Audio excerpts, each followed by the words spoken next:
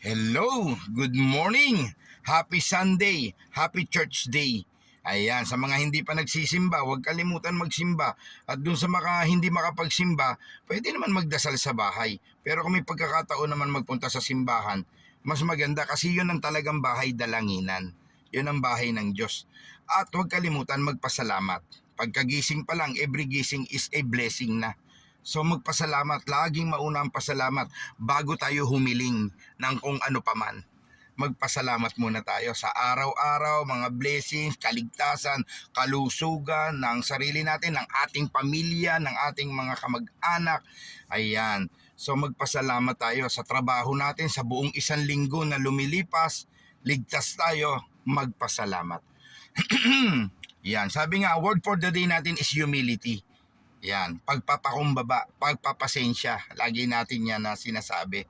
Yan ang gusto ni God na mangyari sa atin. Yan ang gusto ni Lord na gawin natin sa araw-araw. Humility. Napakahalaga niyan. Ano bang maganda? Magbibigay tayo ng magandang sample. Napakaganda ng napakinggan ko ngayong umaga. Henry C., may-ari ng SM Shoe Mart, SM Department Store, SM Supermarket, lahat ng SM. May nagtanong sa kanya, bakit hindi ka nagsusuot ng mamahaling relo, sabi ng anak niya. Totoo to, istorya kay Henry C. Anong sagot niya sa anak niya?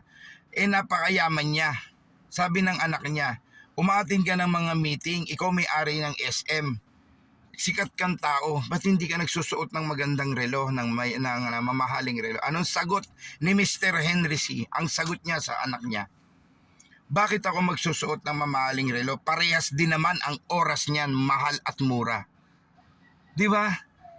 Madalas, yung mga mayayaman pa makikita mo, hindi nag-aalahas, hindi nag-jewelry, hindi nagsusuot ng mamahalin. Makikita mo naglalakad, naka-short lang, naka-step-in lang.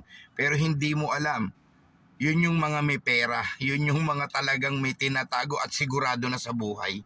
Hindi katulad nung iba, rugak-rugak na ang bahay, barong-barong, may alaga pang imported na aso. Ang cellphone, 60,000. Marami tayong nakikitang mga ganyan. Gusto lang makasunod sa uso, gustong masabing makapagpasikat, wag lang masabing hindi nakakasunod sa uso. Pero hindi nyo alam, lalo nyong pinabibigat ang trabaho, lalo nyong pinabibigat ang sarili nyo. Nagkakanda utang-utang, nagkakanda baon-baon. No? Wag lang mawala sa henerasyon. Ayan, isa yan ang sample ng humility. Pangalawa, yung pagpapakumbaba nga, humility sa mga may kasalanan sa atin, sa mga galit sa atin, ipagdasal natin. Hanggat maaari, lapitan mo, kausapin mo. 'Di ba? Kung kinakailangan, kahit alam mong siya mali, ikaw na mag-sorry. Ang reward niya nasa taas kay Lord. Nasa Diyos ang awa, nasa tao ang gawa.